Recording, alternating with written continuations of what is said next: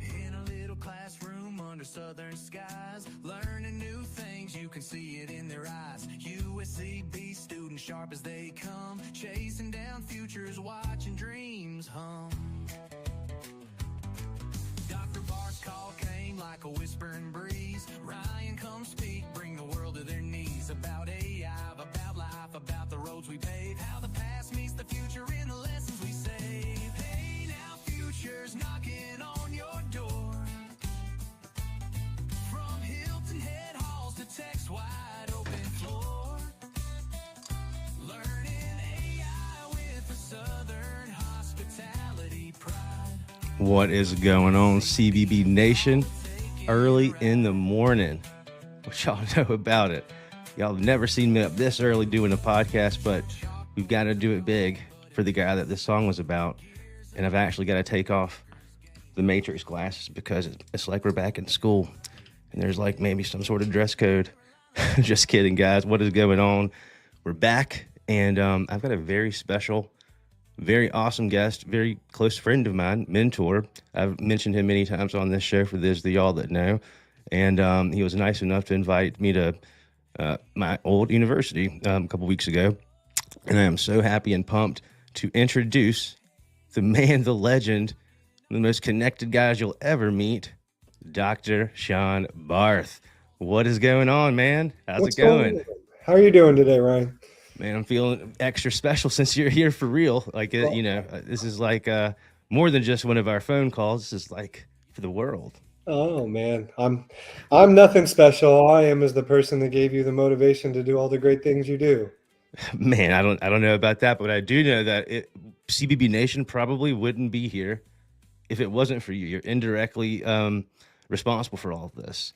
So I for one, thank you for that. And I know lots of people actually all around the world are thankful that that you kicked me in the butt a couple times and make me do some things. Well, I appreciate the thanks, but I mean, you did what you did because of you. I just pushed you. Well, for those that don't know, can you just tell people a little bit about yourself, how you got to beautiful Hilton Head and in the position you are at the university?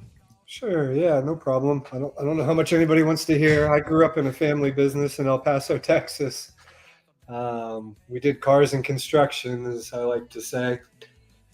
This is a big one. I want to just mention before, I'm not going to interrupt you again because I don't want to get in trouble, but a lot of people that build AI solutions with our tool, they're into the car dealership network. They want to build more AI solutions for this network. So you'll be a great person to talk about not only education stuff, but you've done so much and you know the car business is better than anybody I know. Hannah just got a car 2 days ago. So, man, this process is outdated, but I digress. Back to you. Yeah, no, it is an outdated process, but that's funny. So I grew up in cars and construction. When I was 10, my dad used to drop me off at the construction site and say, clean up. And I always did it too quick and was bored. So there was nothing else to do. So I helped people, whatever trades people were on site, plumbers, electricians, and got into construction that way. And then when I went to college, I was a business major. And Texas Tech, I was one of 400 in an accounting class one day. And the professor got on me because I had corduroy pants on. And me and him got into it. And I just didn't really appreciate it. So I've always been one to, my dad kicked my butt my whole life and said, hey, you gotta make something for yourself. Nobody's ever going to give it to you. So I always tell the story, and you've heard it. I sold my first car to my second grade teacher when I was in second grade. And that's just kind of how I live life. My ex-wife would attest to the fact that everything in my life is for sale. I remember you've said that a couple times. Oh man, that's how I live my life. If you want it bad enough, I'll give it to you. I think you brought up a great point here, and I kind of hit on it last night with our podcast guest. Shout out to Billy. I was making a point on motivation is such a key in success. I think, it might not be about how smart you are necessarily or how strong you are or whatever, but if you're motivated, I don't know if that is just something that your dad drove into you or if it's something you're just born with. No. Okay. Speak on that.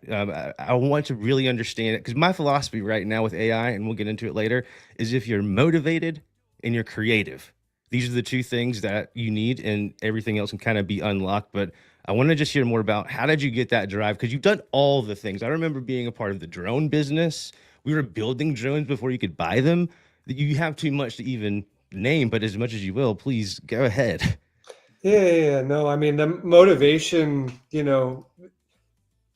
it was drilled into me. There was, I'm not kidding when I said I was 10 and my dad used to just drop me off and I lived in El Paso, Texas. If you put all the pieces together, that's not something that, would happen in a normal household.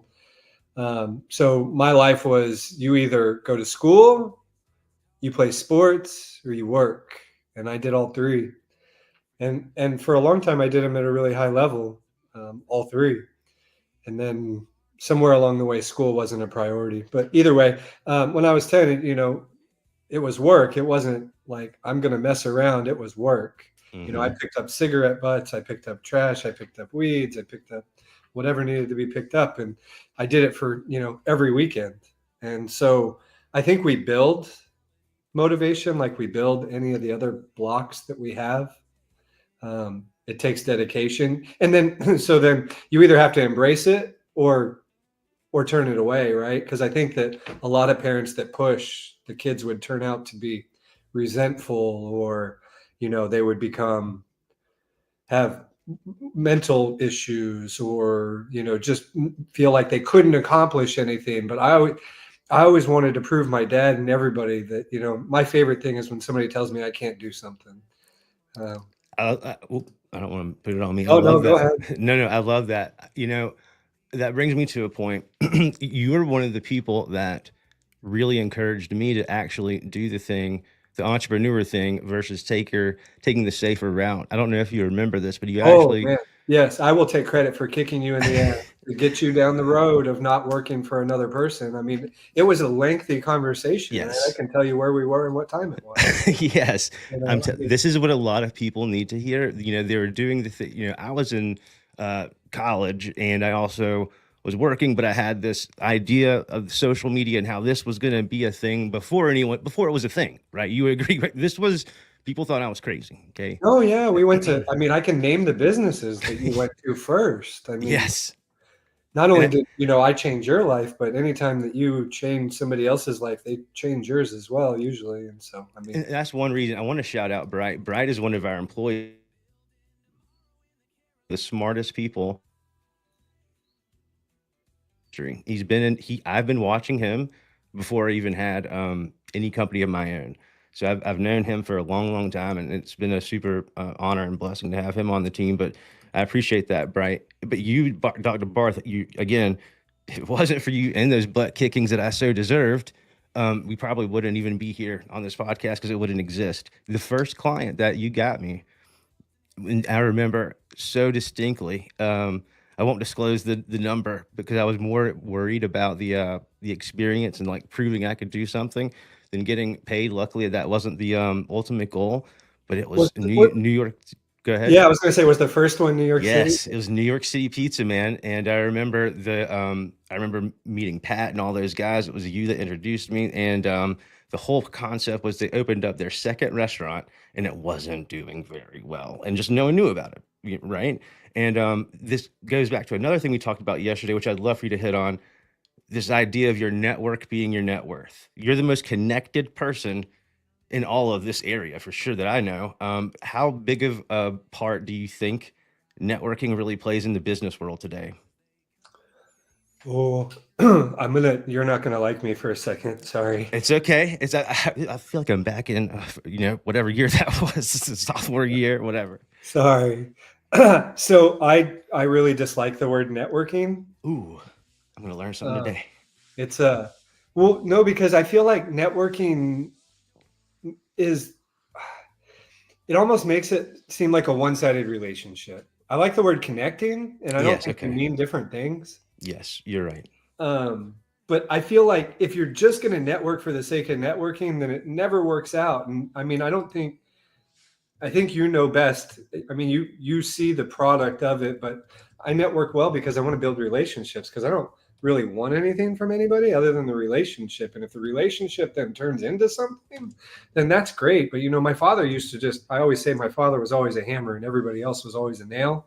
Mm-hmm.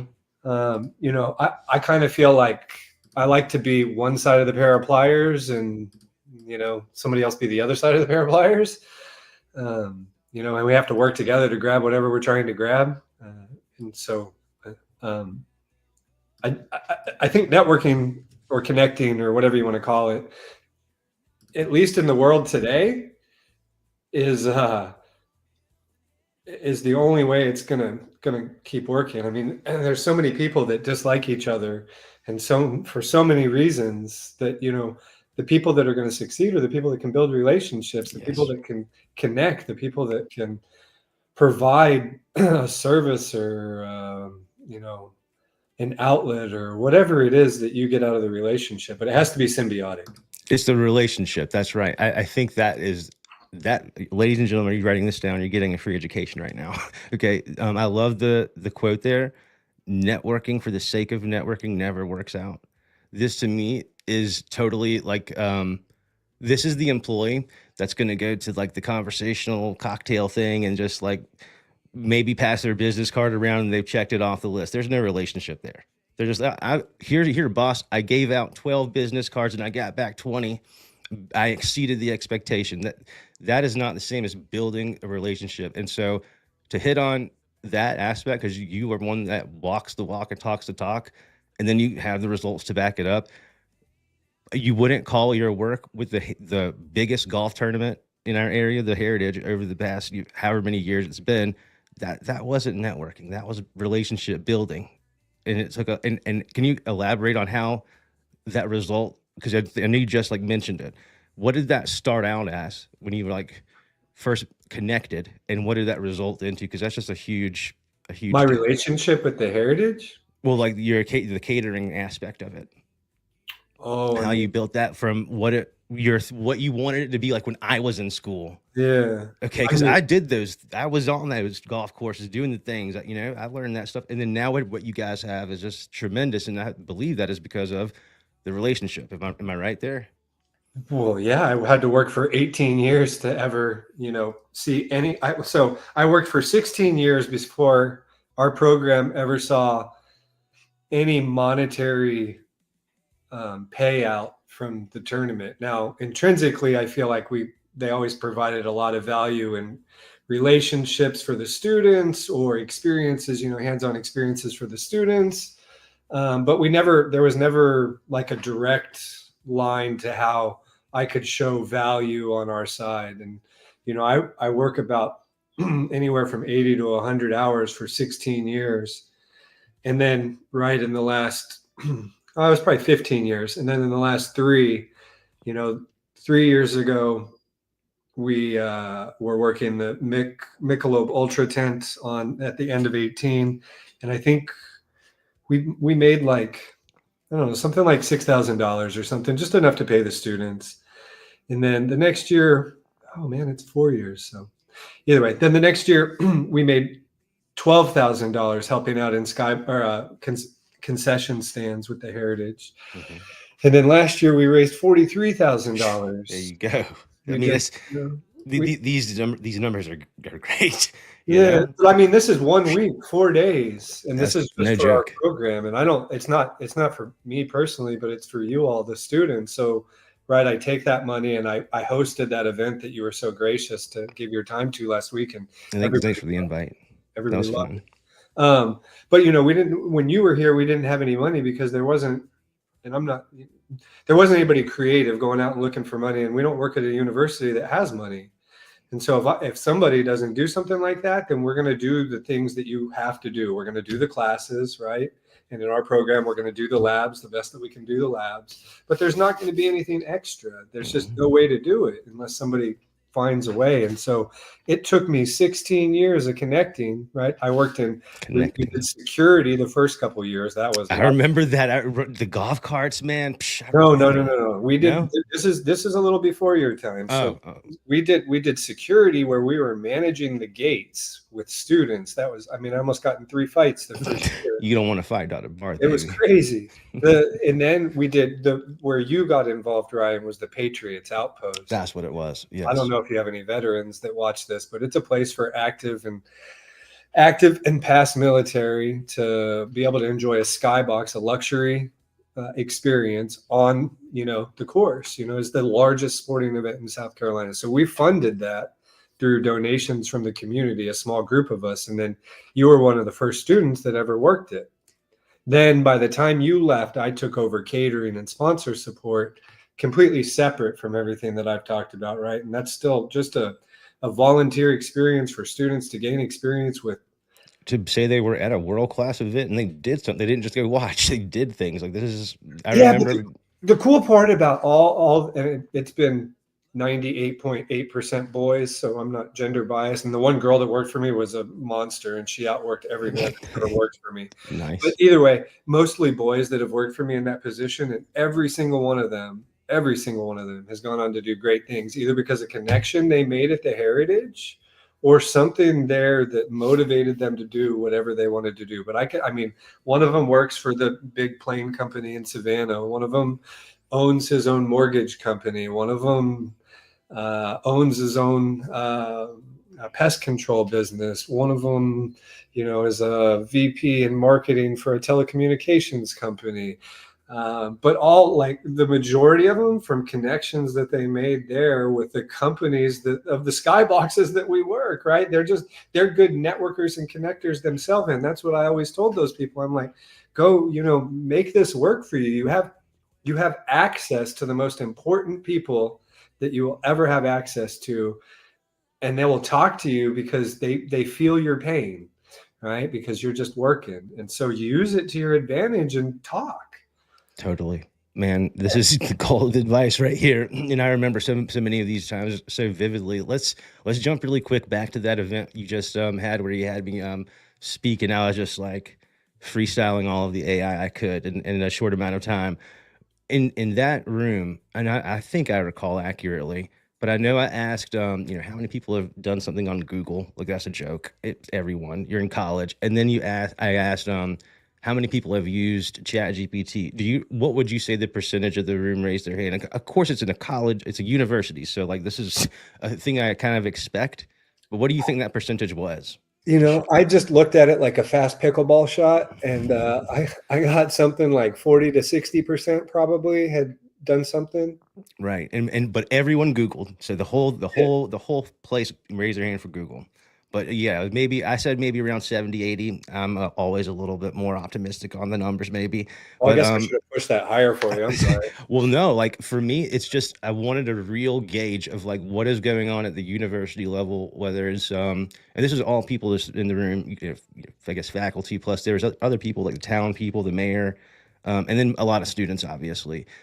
So it was. I say it was 115 people. I think there were.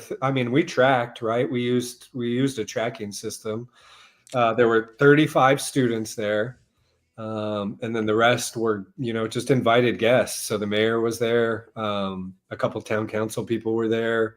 HR people, right? Yeah, and then there was a lot of HR people from the local industry. But Ryan, my goal with that event was 30 people. Yeah, you had a blowout, dude. Yeah, we blew it out, man. Again, it wasn't me. It was, it was the AI, because I predicted what was going to happen. I envisioned it with the ChatGPT. I was like, make the room filled, and it will be filled.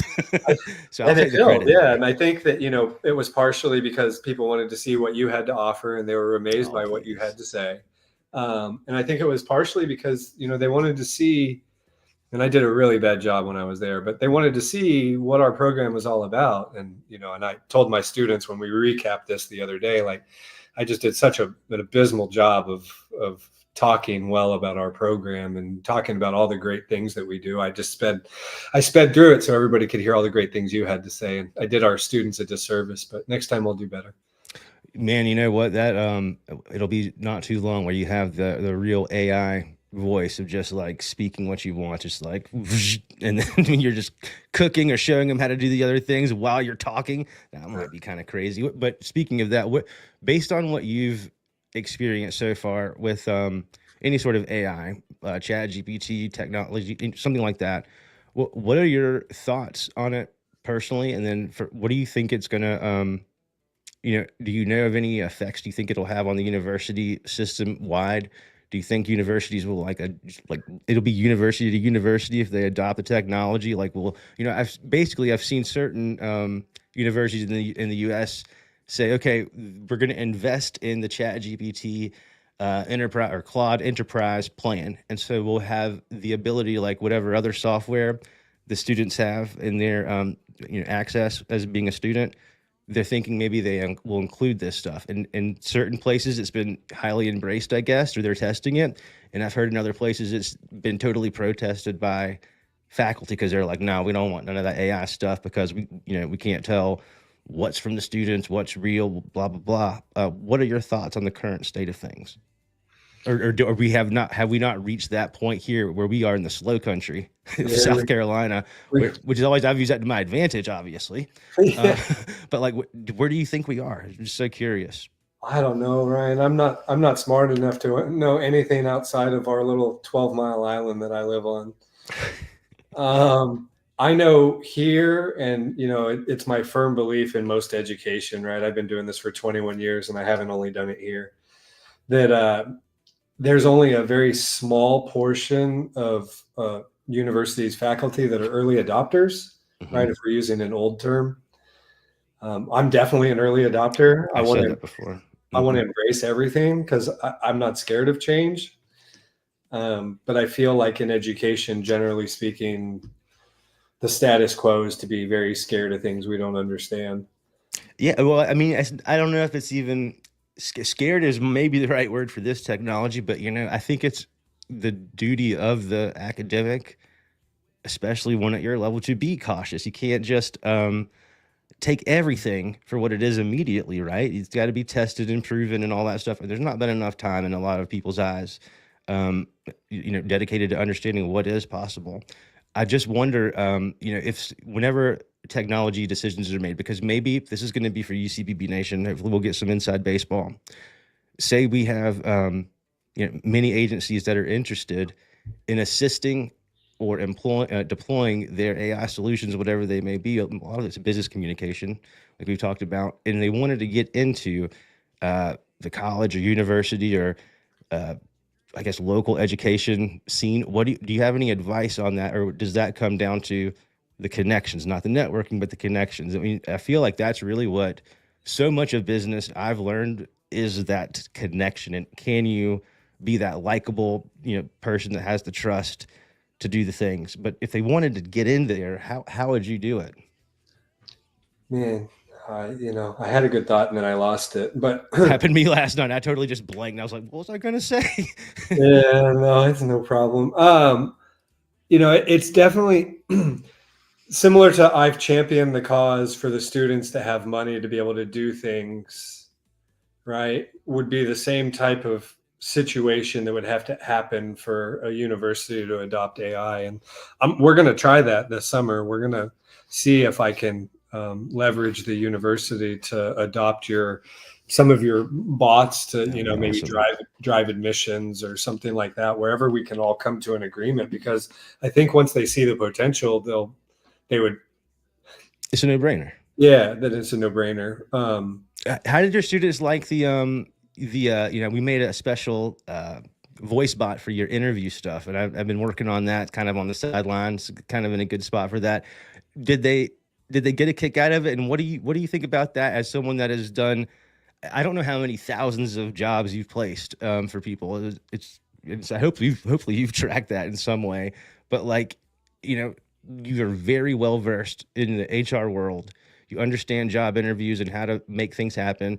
With that little experiment with the most basic AI voice bot, what were your thoughts? Do you think it could be a real helpful tool? Oh yeah. I think, I can make a lot of enemies really quick. I think the students are underprepared, generally speaking, these days, and that there's a lot of social anxiety, to, put it mildly. I mean, statistically speaking, there are exponentially more students with that require some special testing measure or some special handling in some way. They're Right. getting soft. Most of I'm our not, people are older, by the way. I So can't like, say that because, right, I'm not that kind of doctor. I'm just an educational doctor. I don't understand how to take a scan of somebody's mind and know that something's wrong. So I'm not saying that it's not real. All I can report are the facts, right, of what exists. And right, I've been doing it for 21 years. And so I have friends that have been doing it even longer. And when I first started teaching, you would have 0 students out of 100 people that had an accommodation for a class. And now the percentage is closer to 50, wow. if not in some cases more. Right. And so then, one of the words I like to use a lot is equitable, because a fair is something that comes around once a year and you get fried food and stuff. Zing. So I use equitable a lot. And how do you make a degree equitable if the playing field's not equitable? If I have to handle a person in a certain way, but they're getting the same piece of paper at the end of it, are we really providing value to the students that far exceed that national average to have that same piece of paper from the same institution, right? You have to look at value. So equitable, right? It's a hard question to answer. There's a lot of those in education, but we're talking about AI, and I think that it just has to be proven, right? I think that we have to show them in some way, which you've been gracious enough to be willing to do. And I feel like we're really close. The person was in that room that I wanted to be in that room, and now we need to get through heritage, and I need to get through finals and graduation, and then we're gonna circle back around and we're gonna try it out. I think Kim's one of our biggest, people in the CBB Nation that just knows all the things. She helps out everybody. She's got a great question. The top 3 tools that I could build a chatbot solution and give to the best value. This is a question I think that is probably yet to be determined, because there is so many avenues that you could employ AI, and he's only seen the flashes of what I'll show you guys. So like from a website chatbot that would handle all your FAQs to your admissions process. I think this is a total thing that could be looked at, all the way down to phone calls. One thing I think that you would really like, Dr. Barth, is to see how an AI summary works over a phone call. Because when you have this is a great question for you, because I say this all the time, and it's hypothetical and based on what I know.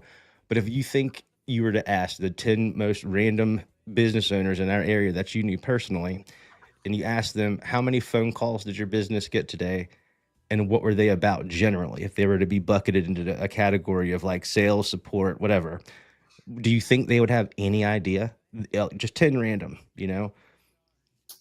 I mean, phone calls, just phone some calls. people pay attention more than others. I would say on average, probably not in the way that I know that you're going to describe it, right? I mean, there's no way that they're going to remember the detail that you've shown me that AI would provide in a summarized format that they would actually consume. Because, right, our location is a lot of small business owners. Out of 260 restaurants, there's 18 chains. So it's the mom and pop operation that doesn't have enough time in the day to do everything that they have to do anyways. So if somebody could, or something could, filter out that mundane, right? On average, those people have 22 suppliers in a restaurant of that size. And so even somebody that could summarize, something that could summarize those interactions or those inventory lists or anything that could give somebody extra time is key. But let me 100%. stab at Kim's question. Yeah, go ahead. So Kim, to answer your question, and I think to answer anybody that has a similar question about universities are businesses with bad business people in charge. And so again, anything that can increase in efficiency, increase the productivity, require less labor payout is going to be key. And so in a university, right, that becomes all about full-time equivalents, right? Students, how many butts can I put in seats, as opposed to heads in beds for a hotel.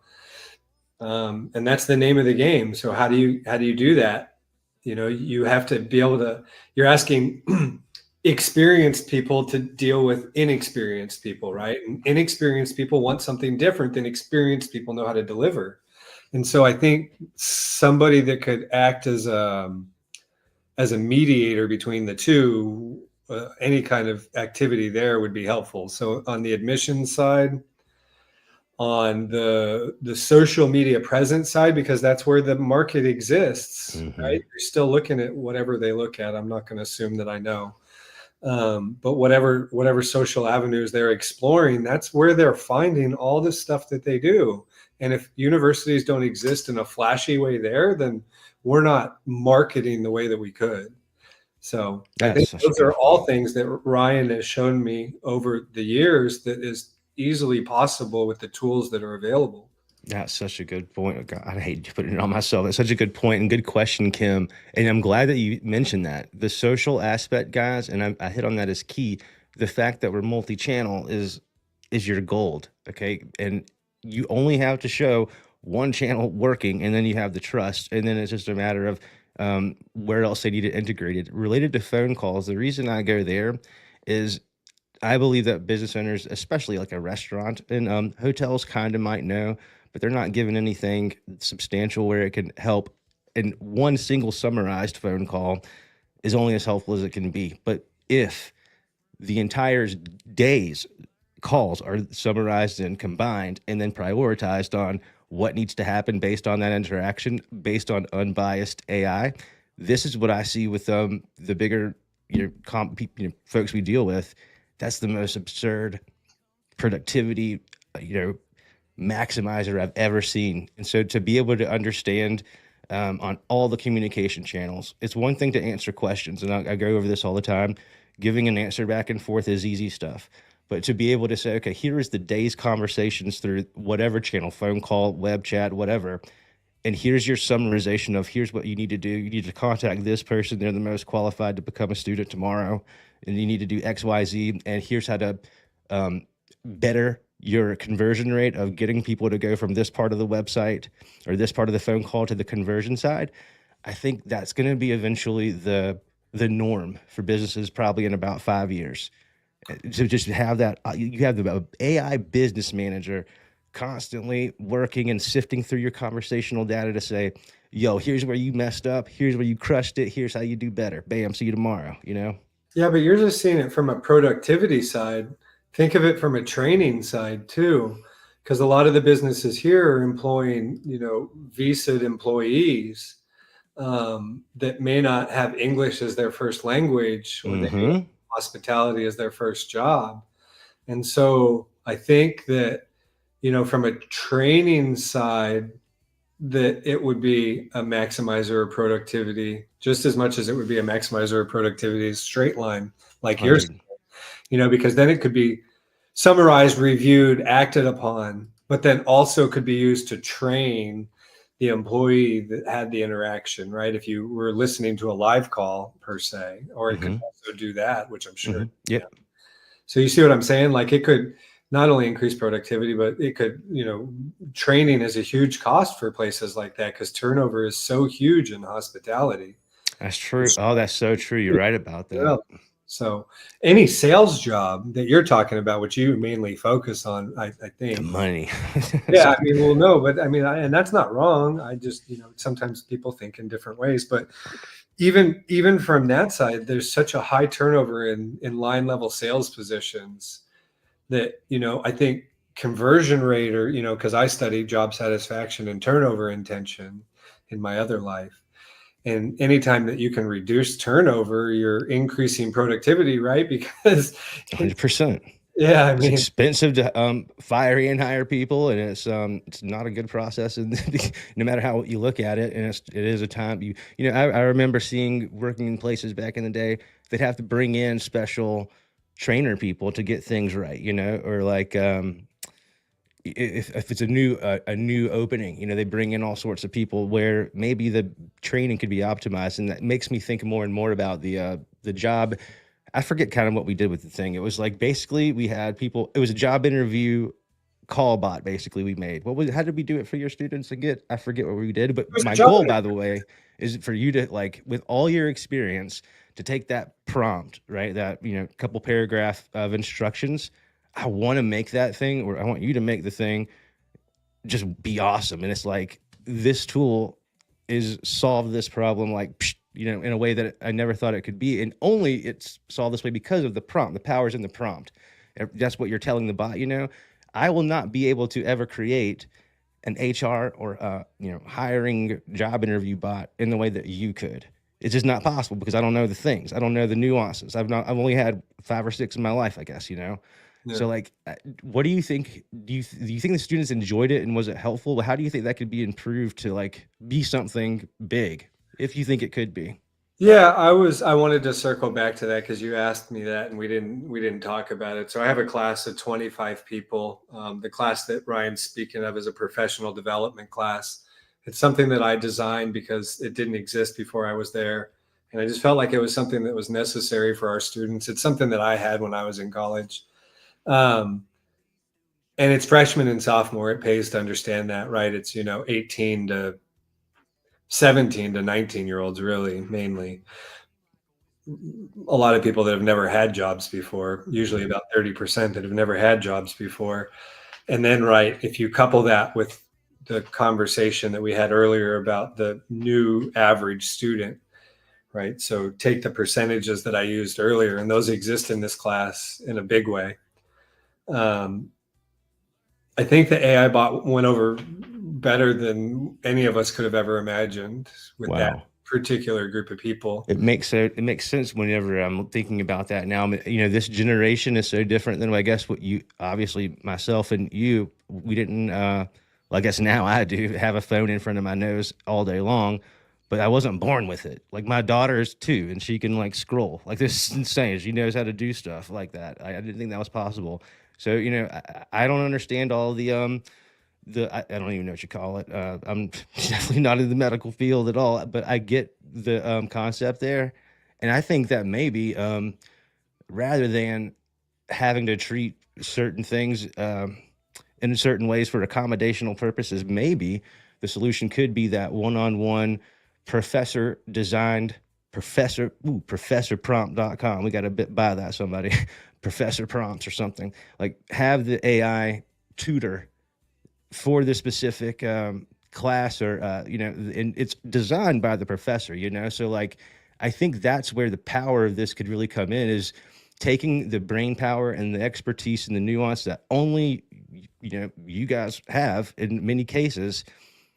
It's not been able to extract that text from your mind. Okay, so if AI has extracted all the text from the web, then what's left is what's in our head. Okay, so, like, there's knowledge that only you have. For example, the nuances or the experience that you'd be able to have in the prompt, I think makes it a different AI agent than what any of us could make. I think there's a big opportunity there for the people that just know things. You know what I mean? Call them subject matter experts. Right? Oh, there you go. There's the proper term. Yeah. Yeah, I think that there would be a lot of value in that for the students. So just to finish that conversation, right, out of the 25 people that I had in that class that day, and I've been teaching for 21 years, I teach, 13 classes a year. I mean, the numbers are somewhere between 5,000 and 7,000 people that I've taught in the last 18 years. All 25 people were at the edge of their seat. You never get that. I never get that. Like, it just doesn't happen. And so everybody was engaged. Everybody was at the edge of their seat. Everybody was trying to talk to the AI chatbot. That's awesome. I didn't know. I'm glad it was so successful. Well, yeah, nobody wants to talk to me. I'm just the professor. I'm like a cop, for lack of better terms. That's how students view. Well, I'll tell you this, and I've said this before. I'm on record. I've probably told you this before, man. I will never forget the day you walked in, or maybe I walked into the class. I guess you were there first, but this dude, he had the hair slicked back, wearing, it looked like I'm from Effingham, baby. I thought that thing was a tuxedo, dog. I was like, man, who's this guy? And he had the best iPhones, always the new. And I was like, man, this is the dude I've got to be like. And man, I'm so grateful for all the things that you've done for me and continue to do for me and push me. And I know CBB Nation is indirectly extremely grateful for all you've done and continue to do. I hope that we can make some really cool AI solutions together, and one way or the other, and deploy them to the world, because I think that's just where there's just going to be such a big, I don't want to call it passive income, but essentially you've seen how this stuff works. He's seen the programs get designed, and it's like magic now. To me, it's like magic. And so all of the times that we've had an idea, "Oh, I wish I could do this app, or I wish I could just have time to do this." I'm thinking soon enough, maybe by the end of the year, you're going to have a few agents of your own just doing tasks for you. Do you have any thoughts on what the future is going to be, or do you think that you're just going to rock it out whenever it comes your way? Me? Yeah. Do you have any thoughts on where you see this stuff going, or are you just going to see what happens? I'm just constantly amazed at what's possible. My 7-year-old has written songs. He he interacts with the AI. Like he asks to do it. Um, Did you talk to it? yeah, Yeah. Yeah. like it's his friend. Yeah. Oh, so And then crazy. he Charles, you got to put your question back. I'll I got answer you. it. I got you. Um, but from an educational standpoint, I think a lot of people are scared, and I'm sad about that because, like, I try to I try to cheerlead for the cause of AI because everybody said, "Oh, it's going to make us lazy," and I said, "Well, no, you know, everybody's playing the same game. Everybody has access to the same toys and tools. It's just how you use them." Right? And so, yeah, students are going to try to be lazy, but they've already found ways to counteract that. I've already dealt with plagiarism cases with students using AI. If you know and connect with your students and know them, it's super easy to see. Yeah. Like, and I told the students that I caught this semester, and it wasn't even in my class. If you're going to use AI in my class, that's your fault. Um, Yeah. but this was an English class where people write, and like I told him, I was like, man, I've been technically writing for close to 29 years of my life, and I couldn't even compose something that was that sound. Yeah. And he's like, "Oh, I wrote it," and I'm like, "There's no way, kid, come No on, way. man." Like, and he's like, "Oh yeah, Barth, I mean, I probably used AI a little bit." And then by the end of it, he's like, we Yeah, I kept didn't even going read and it. kept going, and I'm like, "Come on, bro, like let's He just didn't even have read it." it. He didn't even read it. He just generated it and submitted it for Well, sure. no, and how I got him was, "Okay, so you wrote it, now read it to me." Right? He's got words you can't pronounce. This is the best. Exactly. I mean, Oh my god, that'd be half the words the language for me, but that's amazing. so yeah, I mean, that was super easy. But to hit That the sucks point, for them though. yeah, to hit the point that it's still about the connection. It's still about, as you said it, the networking. As you know, I know all my students. I know all their names. I know where they work. I've used AI every day since you developed that bot or whatever it is that Do, it's called. Before you get to Charles's question, I just want to recap on that because it was, I last year, I think I told you, you're the only place I went last year to hang out with any sole person for like any like recreational fun. I didn't go anywhere last. All I did was work, literally every day. So what was it? November or something was whenever we I feel like it was whatever. We went over there, and I wanted to just show you some of the things. I hung out there like 2 hours, and I was just showing you some AI stuff. And do you remember what we did right before I left? I was like, man, at the end of the day, if the students are going to use it, you're going to have to figure out the professor, they're going to have to figure out a way to also use this technology in the correct ways. And like the example that I had was, I was like, watch this. Let's generate a test, right? And we generated a test, a 25 question test. You told me like a basic Yep. parameter. And then I said, all right, now watch this. Now simulate a test taken by a student that's kind of dumb, but like have them complete the test, but it can't be a perfect score or whatever, right? So then it took the test, and the last part of it, I was like, all right, great.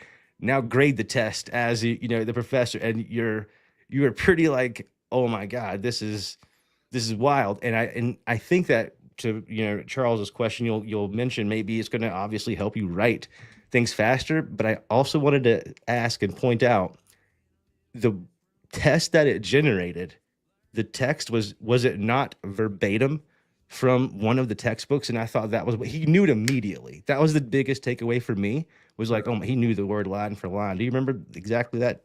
Yeah. Yeah, I helped write the text. So, yeah, Of the textbook. yeah. I mean, yeah, no, I know exactly where it came from. Wow. I mean, it's the preeminent, scholastic textbook for that subject matter. And it pulled questions directly from their database in some form or fashion. I knew the questions.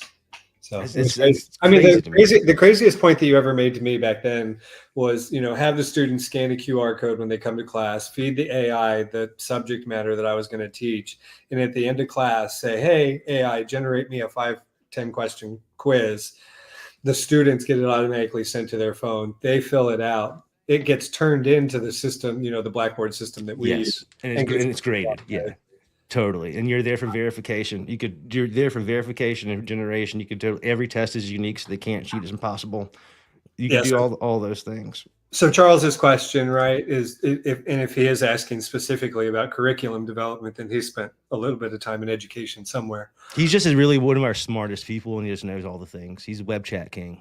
Yeah, curriculum development is a very scholastic term in any regards. So good on you, Charles.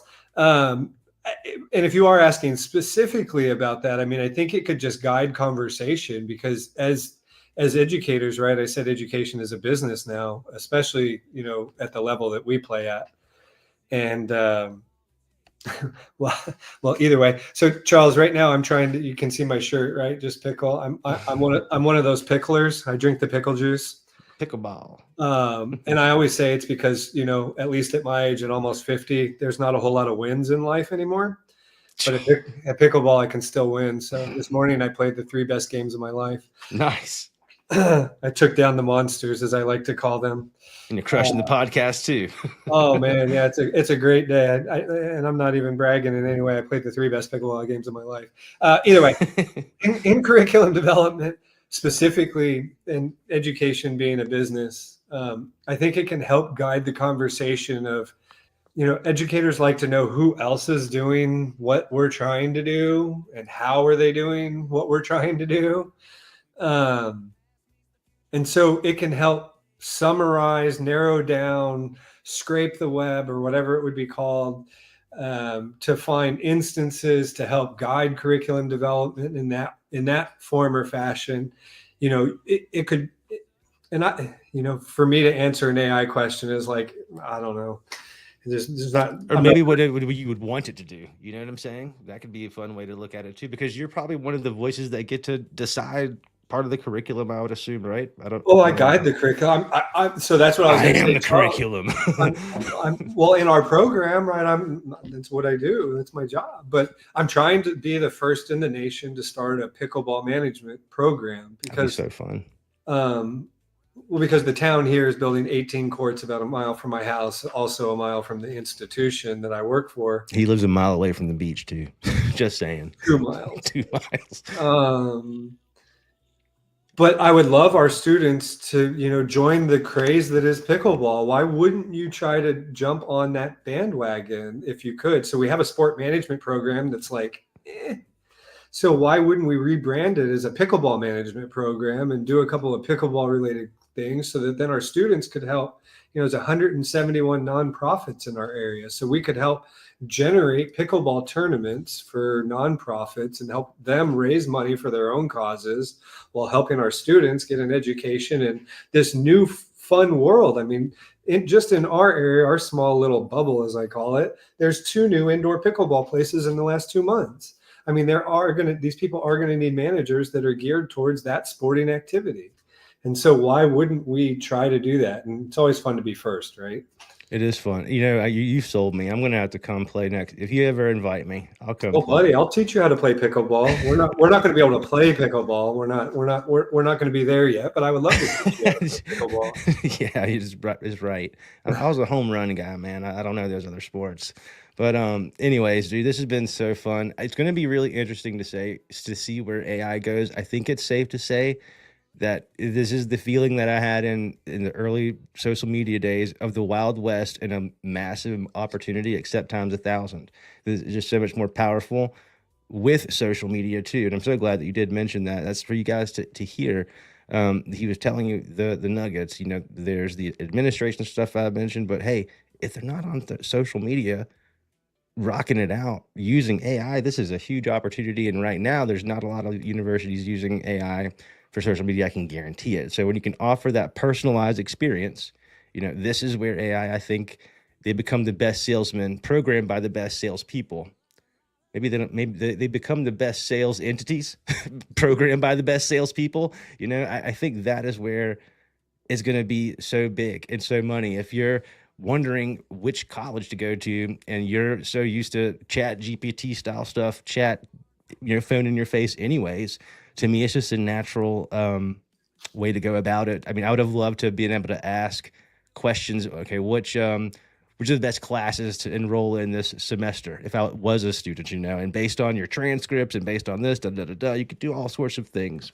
But I think it'll be very interesting to see where AI goes. And I know that you're going to be a big leader in where it goes at USCB and hopefully beyond. Yeah, I hope to be able to integrate it into my programs. You know, I have a plan for this summer just off of something that you've shown me. Because, you know, I always like, everybody can tell you what they're good at, and most people are bad at telling you what they're bad at. But I like to be the person that is good at telling you what I'm bad at. And, you know, I just don't have enough time in the day, like most people say, but I don't like to use that as an excuse. But so like my PowerPoints suck in my classes, right? They're old, outdated, antiquated, whatever you want to call it. But through, you know, some of our conversations, I found an AI editor that you feed it you feed it like I feed it my intellectual property. Yes. And it generates it. I understand the downfall to that too. It now becomes somebody else's intellectual property, but I'm willing to make that jump, because then what it produces in the end is something that I would have never even thought of. And it's interactive, and you can guide it to, you know, finding short clips, or, you know, it'll generate a short clip of a scenario that you describe. You know me, I'm dumb. Like, I don't know. You're far from dumb, man. I don't know how to do any of that stuff, but I mean, now. Okay, well, if you don't know how to do it, here's another point I want to drive in, because you're an early adopter, like you said, and although you're claiming a little bit of ignorance here, or you're not lack of experience, bro, come on. If you were to ask anyone in your neighborhood, specifically, if you were going to door, how many of those people do you think would know what ChatGPT was? When you're not in the college setting, those numbers are tremendously small. Okay, currently. My neighborhood's 86 homes. I've been the treasurer here for a couple years. Connections, baby, connections. Well, yeah, I wanted to know the people that lived here, right? You know, I like to know where I live, and, you know, I call where we live as a bubble, but where I live specifically is an even smaller bubble, right?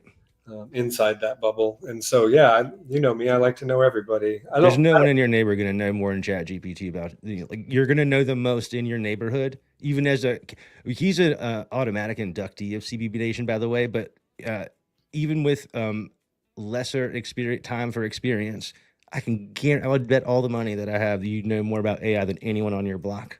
It's a fact. I'm going to try. So yeah, so then I'm going to use that AI tool this summer. I'm going to pay for the service, and I'm going to go through all the classes that I teach. That's what I'm saying. Your knowledge in AI, this is what I'm saying. Like, it's a hammer. Okay, here's where I kind of end it here, because it'll bring it back to you were in cars and construction. We'll have to talk about cars and AI one day just for that. But like, sure. Here's where I'll kind of end it. Maybe you can confirm. A hammer in Ryan's hand, okay, and a hammer in Dr. Barth's hand, and the instructions to go build a house. One person's going to build a house, and one person's going to have a hammer in his hand, okay? This is the same thing with AI. It's just a tool. And so with your knowledge and your motivation and your creativity, the tool's magical, versus someone that wants to bury their head in the sand and say, I'm not listening, da-da-da-da-da. They're going to be irrelevant. Yeah, no, I mean, I appreciate, you know, everything that you've done to open my eyes to this constantly emerging technology. I mean, I feel like that's where education is going to fail in this regard, because, education is not the early adopter. They're the wait and see what happens people. And that's not going to be possible for this iteration of the world. You're going to have to take some chances. And, so good. and you're That's going to very have good. you're going to have, like, one of the best things that my father always said are business people that don't lose money are the worst business people, right? Because if you don't lose money, you're not taking enough chances, and you have to take enough chances that sometimes you're going to lose. That's such a good reminder for myself personally, man. It does take money to make money. Maybe not. It takes less now. The barrier to entry is less for sure, and that's to our advantage. But yeah, you got to take risks. You got to put your money where your mouth is. You got to walk the walk, talk the talk. You got to do all the things that you taught us, and you continue to lead by example. But I just want to thank you so much for your time, man. This has been so much fun. I can't believe I convinced you to do it, but I did. He had no problem with it. I'm so pumped, and thank you, man. It really means a lot to me. Yeah, thanks for having me. It's super awesome. Happy to do whatever to help it out. CBB Nation, we all appreciate you, man. Thanks, Charles. Thanks anybody else out there that I can't see. Appreciate y'all hanging out with us. Thanks, dude. Well, I will catch you later, man. Thank you so much. Thanks. See ya.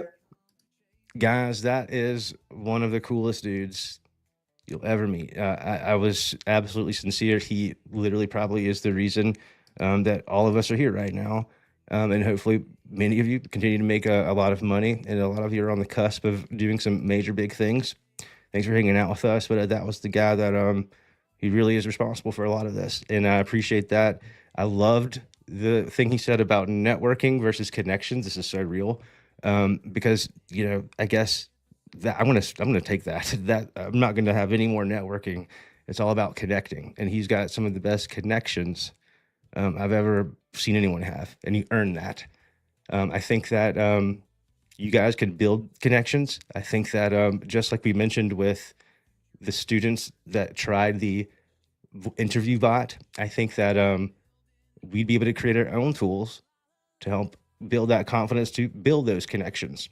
A lot of times you're thinking, oh, what do I say in this scenario? I think we can have, most of you guys are so good at prompting now, you can have your own tool help in almost any situation. I think this is the real power of AI. But thank you guys so much for watching. Thanks, Bright, for also the nice words. Hopefully you're not working right now. If you are, thank you for tuning in. And Miss Susan, what is going on? Dr. Barth is the best. But that's all I've got for you guys for now. Be on the lookout for some new tutorial videos. I've got some magic tricks myself I'll be showing you here pretty soon, along with some functions and calendar action. And with that, I'll see you guys later. Peace.